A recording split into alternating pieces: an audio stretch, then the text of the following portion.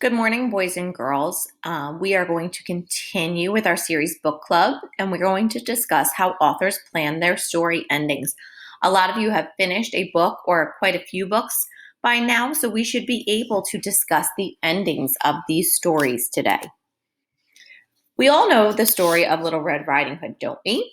Listen to me retell this favorite story of ours. Give me a little thumbs up if you like the retelling.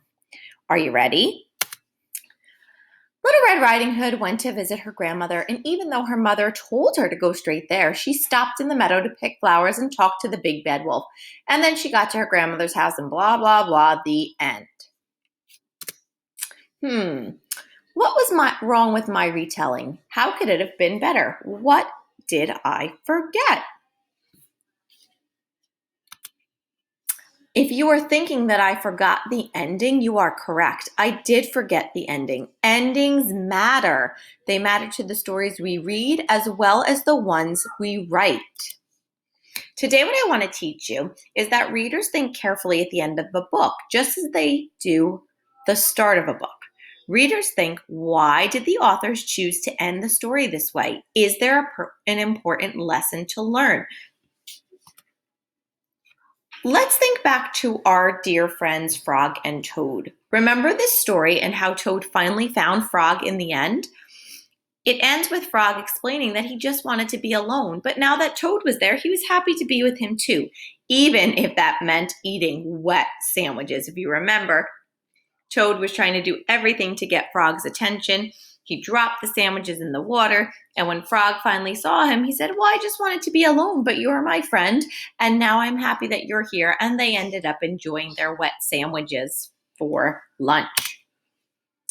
That is how the author ended the story. But now I have to think, why? What lesson does he want us to learn? Listen to see if I had the same thought as you.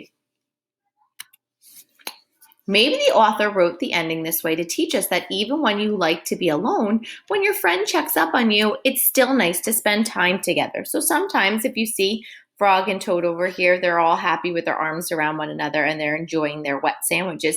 Sometimes, even though you're having a day where you just want to be alone, when your friend finds you and checks up on you, it makes you feel all nice and warm inside, and it's nice to spend time with your friend. Or another lesson could be that even though the lunch was spoiled, being with your friends is more important. There are so many lessons. What's important though, to consider why the author ended it the way they did. Okay, we have to think, what was the author trying to teach us here? What did he want us to learn?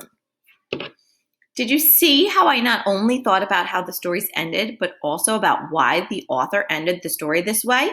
I tried to answer the question, what may be the important lesson the author wants me to know? Look back at one of the books, one that you have finished reading. I'd like you to first name how the book ends. So find one of your series books that you have finished and think back, how did this story end? Then think, why did the author end the book this way? What lesson does the author want me to learn?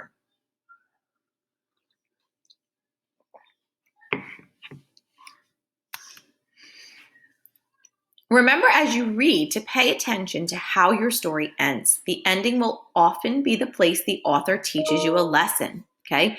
Ask, why did the author end the book this way? What lesson am I supposed to learn? Okay, if we think back to Frog and Toad and the story alone, the author could have been teaching us about friendship. Even though the sandwiches were spoiled, it was more important to be with your friends. Or even though Frog wanted to be alone, when he realized that Toad was worried about him and checked up on him, he knew that it was nice to be with his friends. So Arnold Lobel was trying to teach us about the importance of friendship in that story. As you go off and read, you may want to go back and reread some of the endings in the books that you have finished already. Or you can continue on in the book you're currently reading and do this work when you get to the ending. Off you go.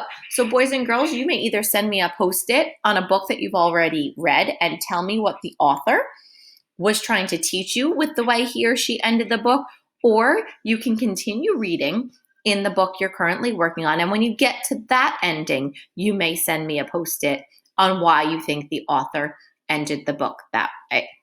Off you go and happy reading.